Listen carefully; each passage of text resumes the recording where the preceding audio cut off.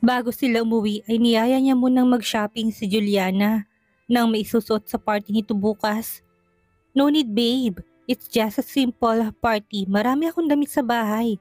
Hindi ko pa nga naisusuot yung mga binili mo para sa akin. Juliana refused.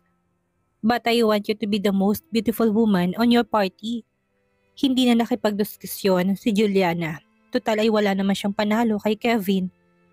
I-insist pa din ito ang gusto. Pumunta sila sa mall saka pumasok sa isang sikat na atelier shop. Mr. Falcon, how are you? Sinalubong sila ni Madam Rene. Baklang sikat na designer ito sa bansa. Nakipagbeso to sa kanilang dalawa.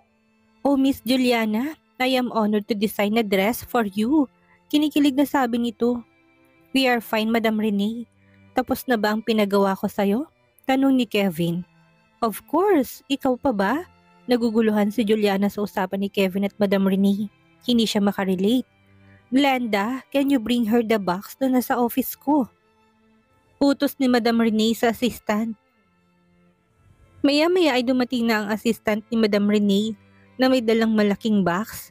Here Mr. Kevin, open it. Open it honey. Utos ni Kevin sa kanya. It's for you. Tumingin na muna si Juliana kay Kevin bago buksan. Nalilito pa. Nagulat si Juliana nung makita ang laman ng box. This is so beautiful babe. Napakaganda ng long gown ang nasa loob ng box. Fully sequin ang gown na yon. Hapit na hapit sa katawan niya yon at kitang-kitang magandang hubog ng katawan niya. Parang alam na alam ng designer ang sukat niya. Color white ang gown. Para siyang serena kapag sinuot niya yon. You'll wear that tomorrow on your party. I only want the best for my girl. Oh, thank you honey. Hinalikan niya ito sa pisngi. I'm glad you like it Miss Juliana. Ang laki ng ngiti ng designer sa kanyang labi. Suminyas ulit si Madam Rene sa assistant niya. Nilabas na din ang 30 box. And this is for our Bolinggit and mine. Hindi lang pala siyang pinagawa ni Kevin, pati din ng kambal. Twinning na naman sila ni Sunshine. White dress din ng ito pero pambatang design. Si Kevin at Thunder ay twinning din sa white tuxedo nila. Para silang one big happy family. Juliana's party. Sa bahay nila Kevin ginanap ang party. Malapad ang garden nila doon. Nakapag-set up na rin ng mga tables and chairs ang party organizer na hinar ni Kevin para sa araw na yon. Punong-puno din ng mga bulaklak ang paligid. Nakita niya na ang kambal at ang mga grannies na mga to na papunta sa direksyon niya. Tumakbo ang kambal sa kanya. Hi mom, you look so beautiful like me. Pagmamalaking saad ni Sunshine. And I'm so pogi like daddy. Tingit naman ni Thunder. Hi Iha, bati ng mama ni Kevin, sabay itong dumating ng mommy and daddy niya. Kids, don't run anywhere. Baka madisgrasya kayo, utos ng papa ni Kevin sa kambal. Mas hands-on ito sa kambal kaysa sa kanila ni Kevin. Where is Kevin anak? Tanong ng mommy niya. May pinuntahan lang sandali mom, he will be here soon. Nagsidatingan na rin ang mga bisita ni Juliana, mga celebrities, models, and artista. Ang mga bisita naman ni Kevin ay mga businessman at colleagues niya.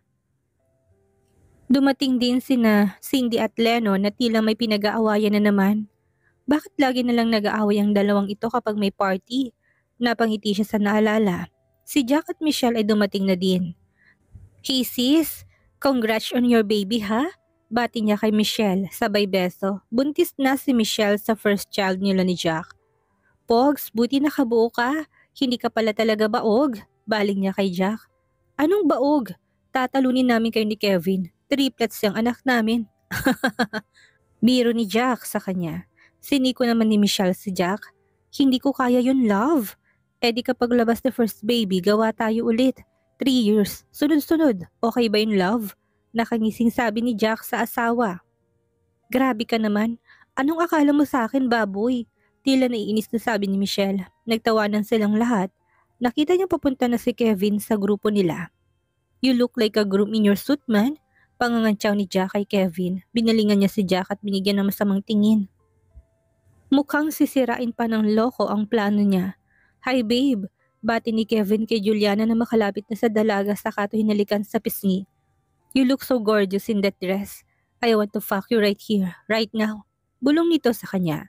Napasinghap si Juliana sa binulong ni Kevin. Naramdaman niyang nabasa ang panty niya. Buwisit nito, inaakit na naman siya. Ang ganda ng party na pinipare ni Kevin para sa kanya. May hinire din tong sikat na R&B singers para sa gabing iyon. Isang babae at isang lalaki. May I have this dance, babe? Yaya ni Kevin kay Juliana. Of course, babe. Nilagay ni Kevin ang kamay nito sa bewang niya. Siya naman ay kumapit sa leeg ng binata. Nagumpisa ng kumanta ang singer na lalaki.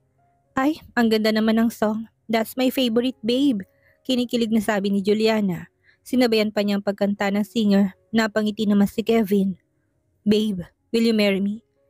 Tanong ni Kevin sa kanya. Tila natigilan si Juliana.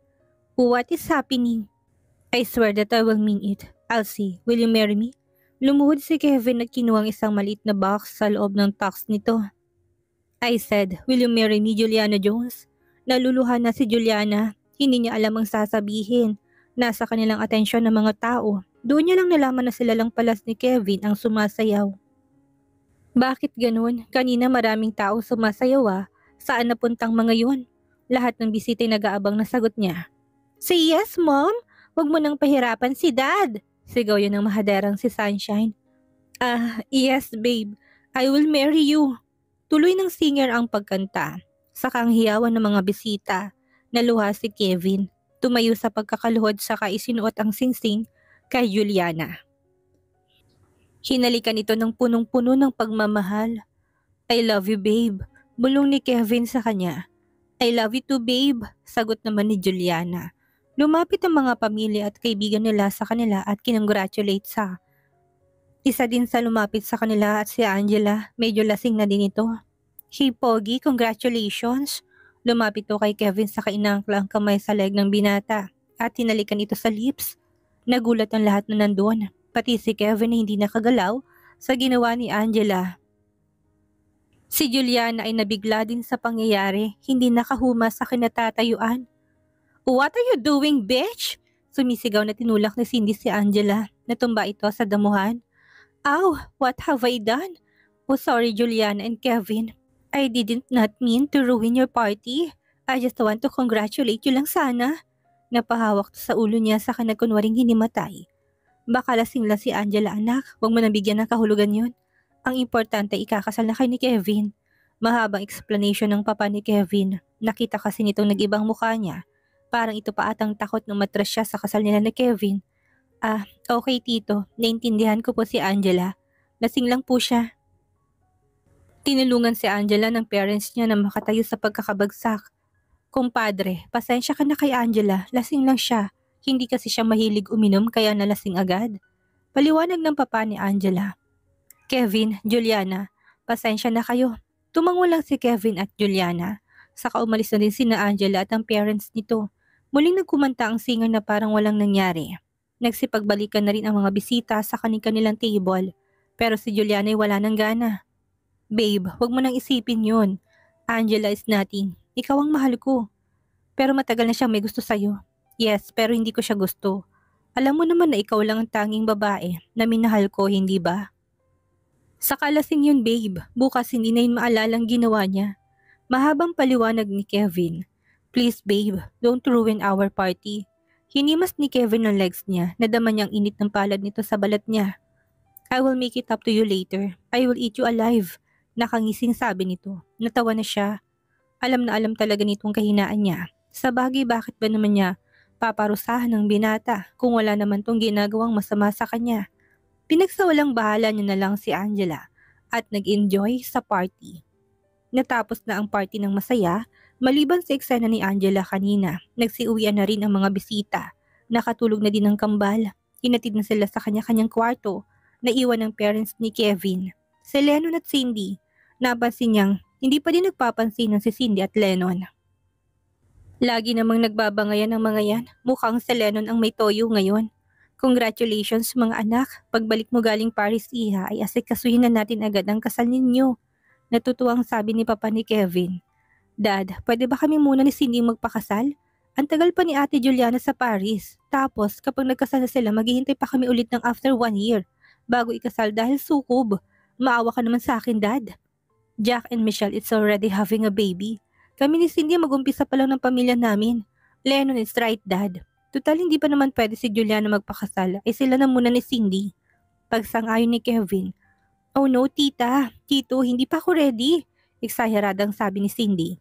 Parang bata pa rin kasi ito. Alam na alam niya ang gustong mangyari ni Lennon kaya nagpupumilit tong makasal sila.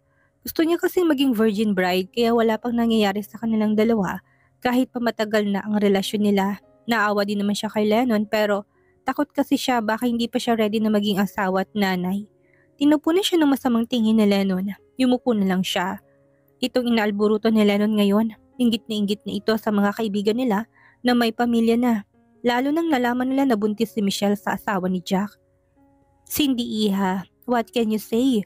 Are you ready to get married? Tanong ng papa ni Lennon. Tiningnan na muna ni Cindy si Lennon bago sumagot. Nagbabadya itong makipag-break sa kanya kapag hindi siya magpakasal dito sa lalong madaling panahon. Okay tito, tita, kami na muna na Lennon ang magpapakasal. Sinulupan niya sa Lennon at nakangisin ito sa kanya. Ang manyak na to. Alam ko naman kung bakit nagmamadali itong magpakasal sa kanya.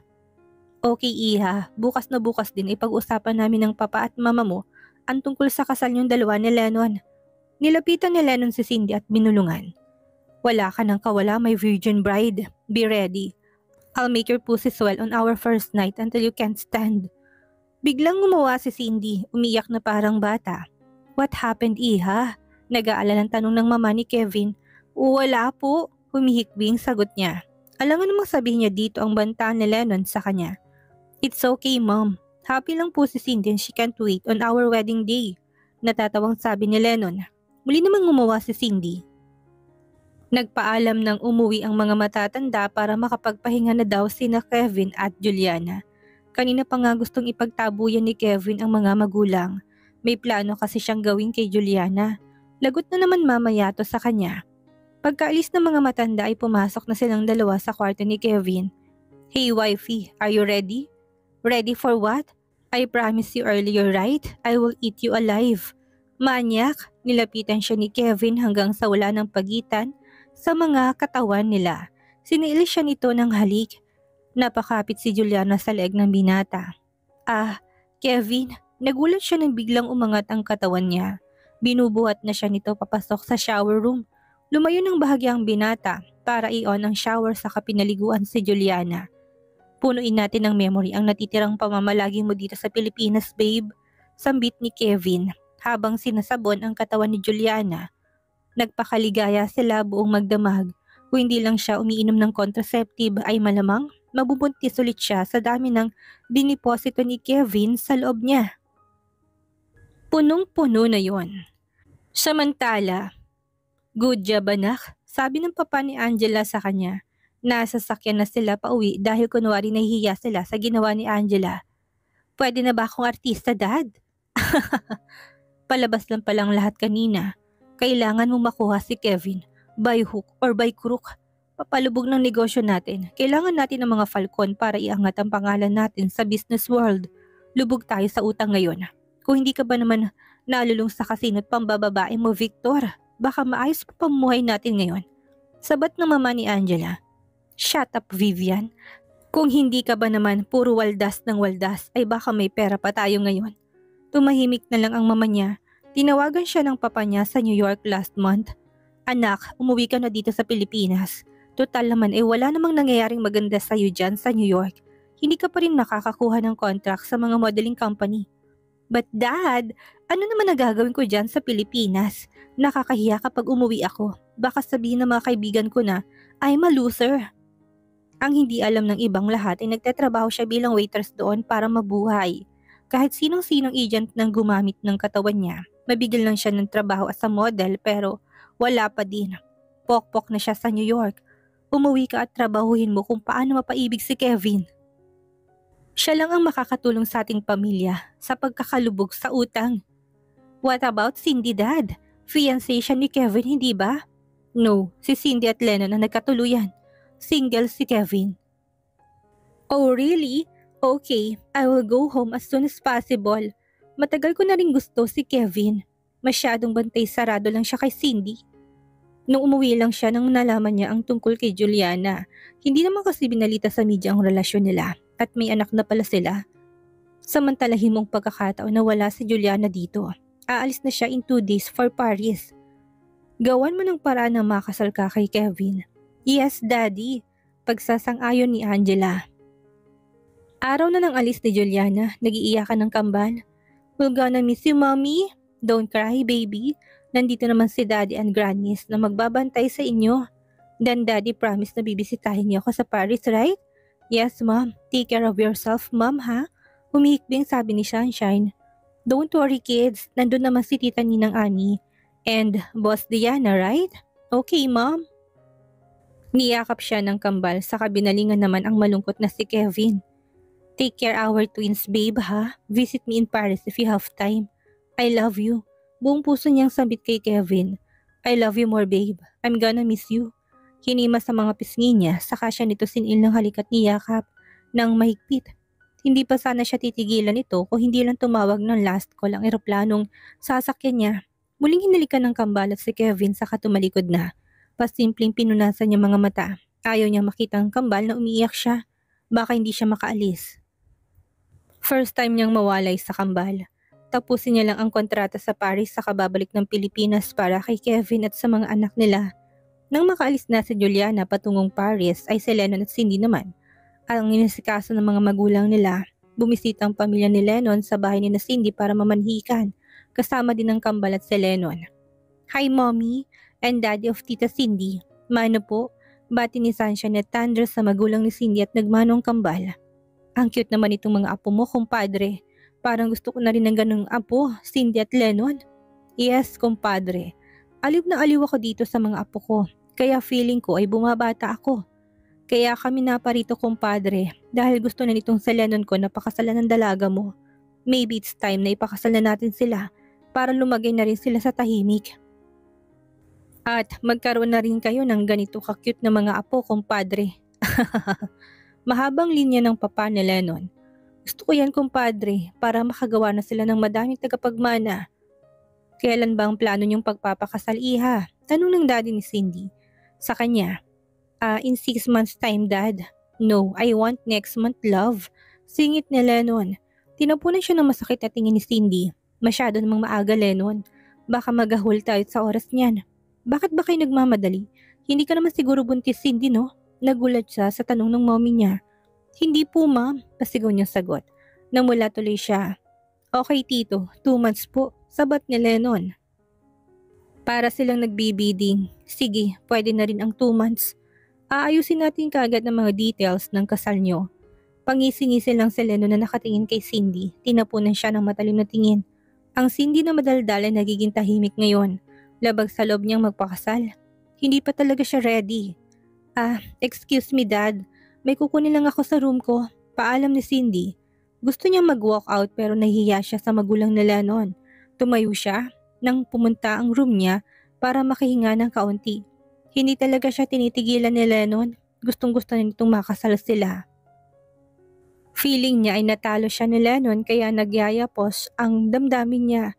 Hindi siya sanay at this time ay si Lennon ang nasusunod. Lagi lang itong sunod-sunuran sa kanya.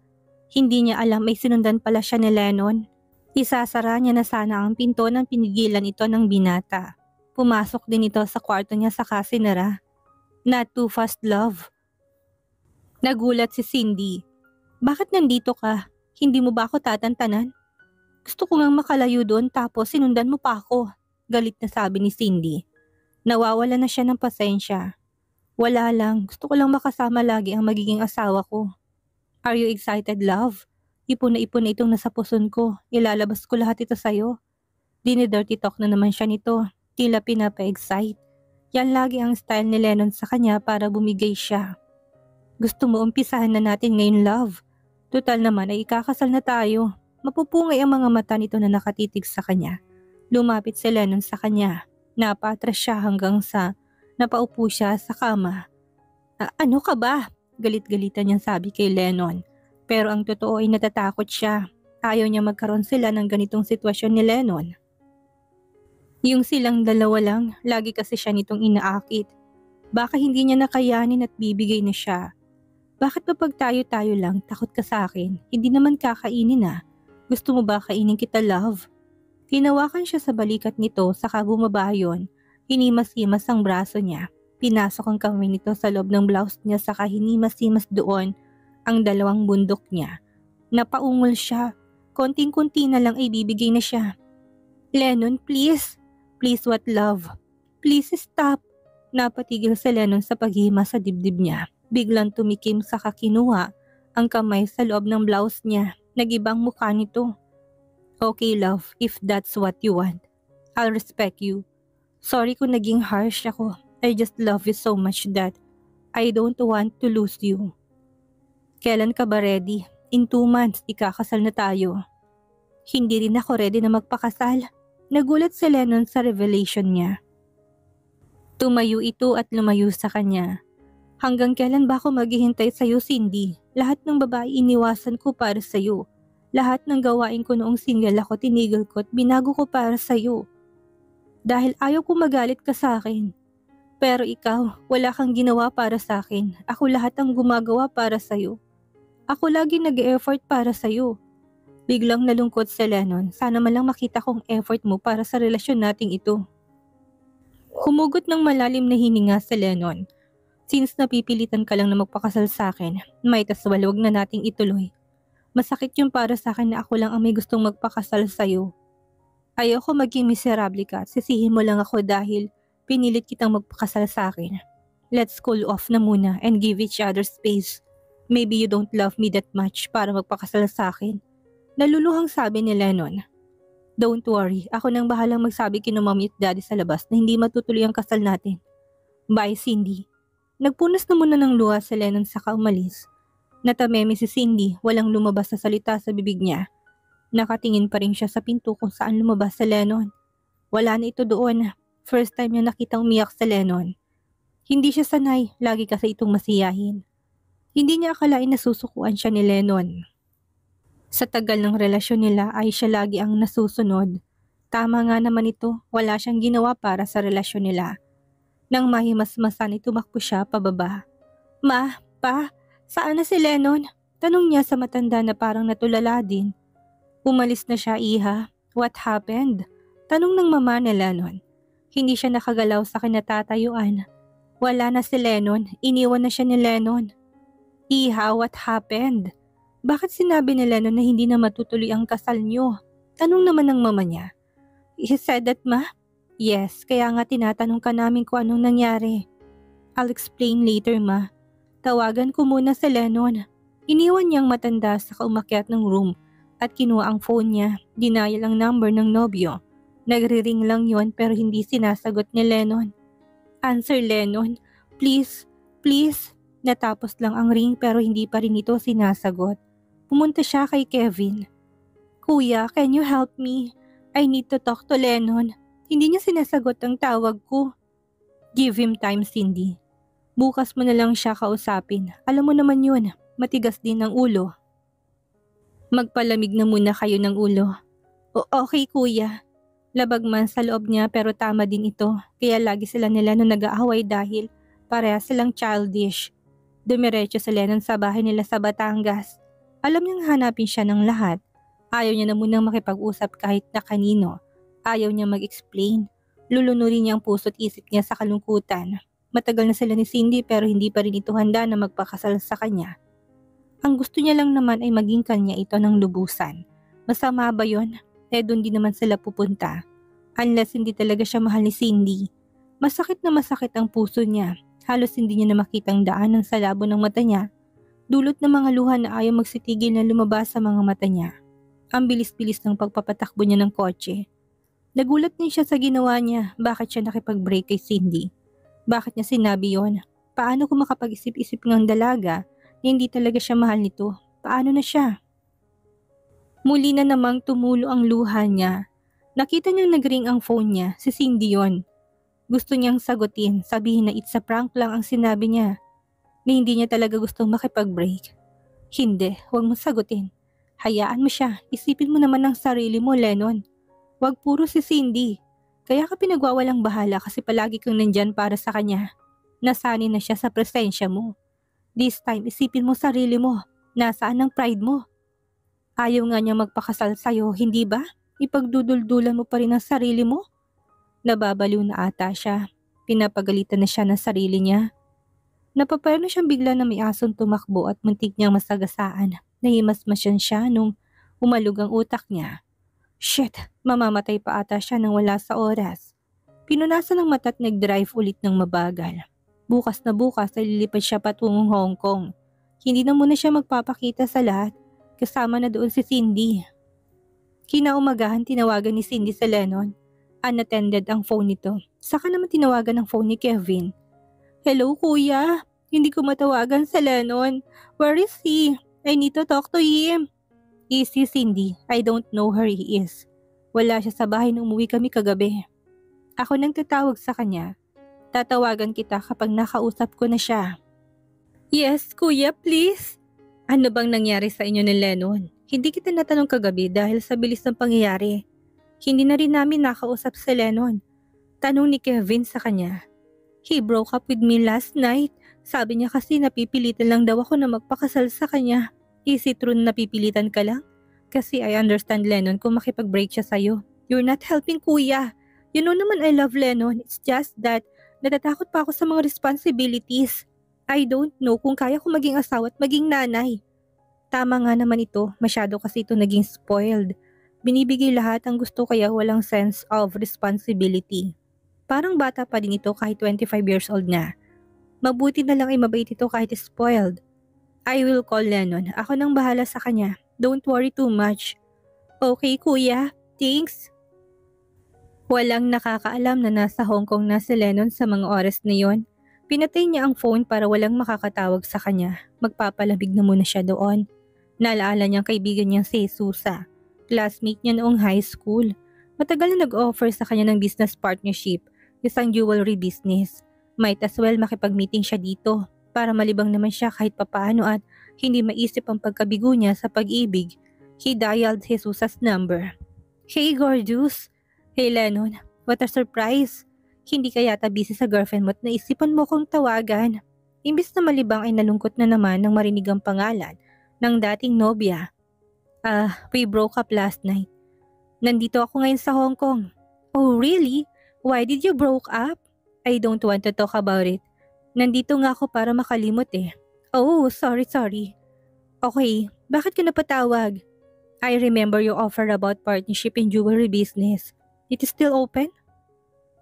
Of course, ikaw lang naman ang hinihintay ko. Interesado ka na ba? Nakapag-isip-isip na rin sa Lennon. Ang daddy at ang kuya Kevin niya lang ang nagpapatakbo ng business nila. Maybe it's time to stand on his own feet para naman maging responsible na siya. Maybe one of the reason din kung bakit ayaw pa ni Cindy na magpakasal sa kanya dahil wala silang sense of responsibility ng dalawa. Para pa rin silang mga bata. Aayusin niya na munang buhay niya bago bumalik sa Pilipinas. Hey, natahimik ka na dyan. Sabi ni Jesusa sa kabilang linya. Yes, I'm interested. That's great. Where are you? Pupuntahan kita. Nagkita sila ni Jesusa sa isang coffee shop malapit sa hotel na tinutuluyan niya. Hey, handsome. Hinalikan siya nito sa pisngi. Sinipat niya ang kaibigang si Jesusa. Napakaganda nito at sexy. Hindi mo akalaing tomboy pala ito. Hindi naman kasi ito nagdadamit lalaki. May girlfriend na itong model. Hindi kilala ng pamilya niya si Susa dahil sa Hong Kong ito nakatira. Nag-aaral lang ito sa Pilipinas for 1 year at naging kaklase niya. Half Filipino, half Chinese to. Naging crush niya ito noon pero hanggang doon lang naman. Tomboy kasi ito. Napagkakamala lang silang may relasyon dahil lagi silang magkasama pero ang hindi alam ng lahat ay pareha silang babae ang gusto. He kissed si Susa back. You look gorgeous as usual, Jesusa. Thank you, magiliw na sagot ng dalaga. So, kamusta ng broken-hearted? Don't push it, Jesusa. I told you I don't want to talk about it. But I'm your friend. Makakabawas yan sa bigat ng dibdib mo if you let it out. Okay. Lennon give up. Alam niyang hindi siya titigilan ni Jesusa. Makulit din kasi ito. She don't want to marry me. Sabay hugot ng malalim na hininga. What? Si Lennon Falcon inawayan ng babae? Pangangantyaw ni Jesusa sa kanya. Tinapunan siya ng matalim na tingin, kaya ayaw kong ikwento sa iyo eh. Lolokohin mo lang ako. Hindi na, ano nangyari? Yun nga hindi pa raw siya ready maging asawa at maging nanay. Would you believe wala pang nangyari sa amin? Hanggang kiss at hug lang kami. Really? Natiis mo yun, Lennon? Mahal ko eh. Gusto niya daw maging virgin bride for me. Pero ayaw naman palang maging bride. Ang gulo niya, Jesusa. Hindi ko na siya maintindihan. Ganun talagang mga babae. Baka may pre-wedding jitters lang. Give her time. For now, since nandito ka na sa Hong Kong, let's talk about business. Napag-usapan nilang tatayo sila ng jewelry sa Pilipinas. Mga artista at celebrities sa mga target market nila. Sa Hong Kong sila kukuha ng mga supplies. May sariling jewelry shop na kasi si Susa doon. Isa din siyang jewelry designer kaya hands-on talaga siya sa business niya. Mag-expand lang siya sa Pilipinas sa tulong ni Lennon. Matagal niya nang ino-offer to kay Lennon kaya lang nakafocus lang ito lagi sa girlfriend nitong si Cindy. Sa Lennon lang pwedeng pagkatiwalaan niya sa pag-expand niya sa Pilipinas dahil may tiwala na siya dito. Respetado na sa business world ang pamilya ni Lennon sa Pilipinas. Lalong-lalo na sa kapatid nitong si Kevin. Kaya magiging maganda ang partnership nila. After nilang mag-meet ni Jesus ay tinawagan niyang Kuya Kevin niya. Ayaw niya din mag-alalang mga pamilya niya kung nasaan siya. Baka mag-report ito sa pulis na missing person siya. Hello Kuya, you bastard, nasan ka? We're worried sick about you. Bungad ni Kevin sa kanya. Nilayo ang telepono sa tenga, sumakit yon sa sigaw ni Kevin. Don't worry Kuya, buhay pa ako. Hindi pa ako nagpakamatay. Mapait na ngiti ang sumilay sa kanyang labi. I just called to let you know that I'm okay. Please tell Mom and Dad, don't worry about me. How's Cindy Kuya? Alam niyang nag-aalala sa kanyang ex-girlfriend. Ayun, nag-aalala sa'yo, iyak ng iyak. Baka daw patay ka na. Please tell her that I'm okay at huwag na siyang mag-alala. Nasaan ka ba? I'm out of the country. Nagpapalamig lang. Babalik na lang ako kapag ready na ulit ako Kuya. Bye. Lennon. Pinatay na ni Lennon ng telepono. Ayaw niya na madaming tanong ang kuya niya. Basta nasabi niya na dito na okay siya para hindi sila mag-alala sa kanya. Asikasuhin niya na muna ang plano kapag uwi ng jewelry business nila ni Jesusa bago umuwi ng Pilipinas. He needs to divert his attention para hindi niya maalala si Cindy. Kuya Kevin, naluluhang sambit ni Cindy habang tumatawag sa telepono. Any update kay Lennon? Tumawag siya sa akin. Buhay pa siya. Huwag kang mag-alala. Pero nasan siya? Bakit hindi siya nagpapakita sa akin? It's been 3 days na Kuya eh. Did he change number? Unattended ang cellphone niya. He's out of the country, Cindy. Pero hindi niya sinabi kung nasan siya. Hayaan mo na muna siya, babalik din yun. Kuya, paano kung umalis siya para kalimutan ako? Paano kapag dating niya, hindi niya na ako mahal? Bahala ka dyan, ang arte mo kasi. Kuya, tulungan mo ko, anong gagawin ko? Wala na tayong magagawa kung ayaw niya na munang umuwi. Hintayin na lang natin siya. Tapos kapag nandito wag ka na mag-inarte. Tama nga naman si Kuya Kevin. Ang arte ko kasi kung tutuusin ay swerte ko na kay Lennon. Malamang nasanay lang ako na nandyan siya. Palagi sa akin na hindi niya ako kayang iwan kahit na anong mangyari. Na makakapaghintay ito sa kanya kahit kailan niya gustong magpakasal. Pero mali siya. May hangganan din pala ang paghihintay ni Lennon. Ngayon niya na-realize kung gaano kahalagang isang tao kapag wala na ito sa tabi mo. Pangako ko bumalik ka lang sa akin, Lennon. Ako ni mismo magpo-propose ng kasal sa'yo. Naluluhang sabi ni Cindy sa sarili.